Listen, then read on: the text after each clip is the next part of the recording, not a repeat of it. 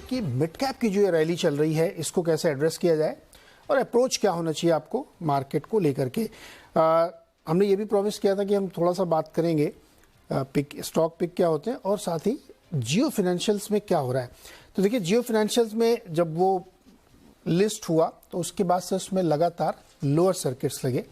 और क्यों हो रहा था ऐसा? क्योंकि जो इंडेक्स फंड थे उनको बेचना था, तो उसकी वजह से वो बार बार सेलिंग प्रेशर की वजह से बिक रहा था।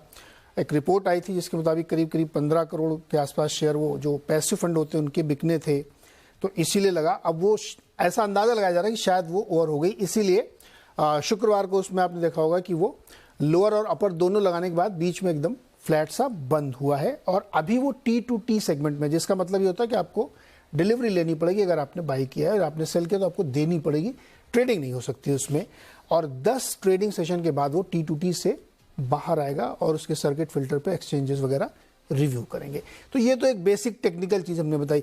सिद्धार्थ जी, ये जो जियो फाइनेंशियल में पूरा कुछ हो रहा था, अब क्या इसका आगे कैसे चलेगा? ये क्या हो रहा था उसमें? देखिए नीरज जी, जो हम अभी डिस्कस कर रहे थे ना, ये एक पर्टिकुलर एग्जांपल अगर आप देखें तो पूरा इसी सिचुएशन को लेकर है। जो कंपनी के शेयर प्राइस जो है वो फंडामेंटल ड्रिवन नहीं है, ये एक डिमांड सप्लाई है। कंपनी एक इंडेक्स स्टॉक से डीमर्ज होके मिली।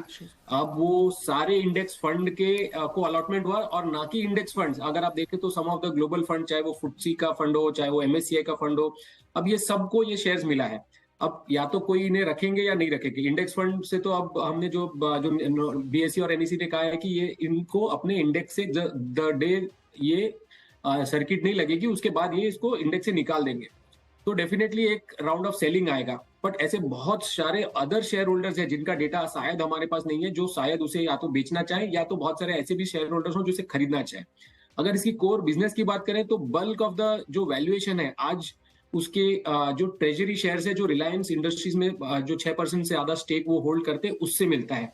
और कोर बिजनेस अभी स्टार्ट ही हुआ है, बहुत ही नेसेंट स्टेज में है। चाहे अगर आप वो लेंडिंग बिजनेस की बात करें, इंश्योरेंस में उन्होंने अभी अब जस्ट टाइप किया है, म्यूचुअल फंड बिजनेस में वो घुसना चाहते हैं, ब्लैक रॉक के साथ ग्लोबल एक फंड के साथ टाइप किया है। तो ये अगले 3-4 सालों में बिजनेस उभर के निकलेगा जहां पे आप इसको एक प्रॉपर वैल्यूएशन दे पाए। अभी तो फिलहाल मैं इसे कहूंगा कि एक होल्डिंग कंपनी है, और उसमें जैसे एक होल्डिंग कंपनी डिस्काउंट भी लगाते हैं, उसके बेसिस पे अगर आप देखें तो वैल्यूएशन कहीं ना कहीं कितना आप डिस्काउंट देते हैं और जो बाकी जो एसेट्स जो रिलायंस ने साथ में अपने साथ इस कंपनी में डीमर्ज किया है, जो लिक्विड एसेट्स हैं, उसको अगर आप कितना मल्टीपल देते हैं, ये 180 से 200-220 तक का एक रेंज हमें दिखता है, जो वैल्यूएशन दिखता है। और आज कोइंसिडेंटली उसी के बीच में आके मार्केट में उसकी सर्किट खुली है। तो हमारा कोई लॉन्ग टर्म व्यू अभी है नहीं, जैसे मैंने बोला कि बिजनेस अभी बहुत ही नेसेंट स्टेज में है, हमने कोई उस पर कॉल या व्यू दिया नहीं है।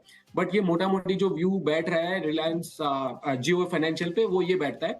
अब यहाँ पे डिमांड सप्लाई और थोड़े दिन लगेंगे, जब ये T2T से भी बाहर निकलेगा तब थोड़ा और स्पेकुलेटर्स भी इसमें आएंगे। टेक्निकल एडजस्टमेंट यहाँ पे होता रहेगा। शेयरों का पैसिव फंड उसमें बेचेंगे क्योंकि वो इंडेक्स से बाहर हो रहा है, फिर कोई लेगा कोई बेचेगा, ये एडजस्टमेंट टेक्निकली चलेगा। और इसीलिए आप देख रहे हो पिछले 3-4 दिनों से इस स्टॉक में वो स्थिति बनी और ये शायद अगले हफ्ते भी ऐसे ही कंटिन्यू रह सकती है। इसमें किसी प्रकार का भी इन्वेस्टमेंट आप करना चाहते हैं, नहीं करना चाहते हैं, ये आपका अपना फैसला है। डिस्क्लोजर है हमारा, क्योंकि हमारा कॉन्फ्लिक्ट ऑफ इंटरेस्ट है इस कंपनी के साथ हम जुड़े हुए हैं, हमारी ओनर कंपनी है ये। तो आप कोई भी फैसला लें तो अपने हिसाब से लें। अब आते हैं वापस